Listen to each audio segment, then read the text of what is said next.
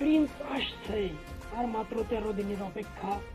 কিন্তু আজকের এই নতুন পোস্টার যা দেখালো তাতে পুরাই গেম চেঞ্জ হয়ে গেছে। দিবেন্দু ভট্টাচার্যের রক্তাক্ত লুক এবং এক বিশাল ছোড়ার ক্লোজ আপ। দেখুন এই লুকটা। আফগানি পাঠান চরিত্রে দিবেন্দু ভট্টাচার্য হাতে ধরা এই রক্তাক্ত ছোড়া আর চোখে সেই ভয়ঙ্কর চাহনি।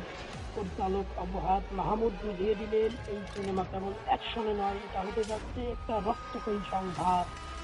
সেক্রেট গেমস বা মির্জাপুরের মতো প্রজেক্ট যার অভিনয় আমাদের কাঁপিয়ে দিয়েছিল, এবং সেই দিবেন্দু এবার ঢাকার রাজপথে।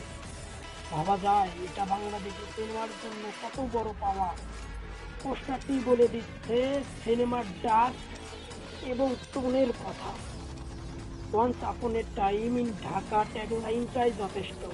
কোনো সাধারণ গল্প নয়, আন্ডারওয়ার্ল্ডের এক অজানা অধ্যায় উন্মোচন হতে যাচ্ছে এবারের ঈদুল ফিতরে।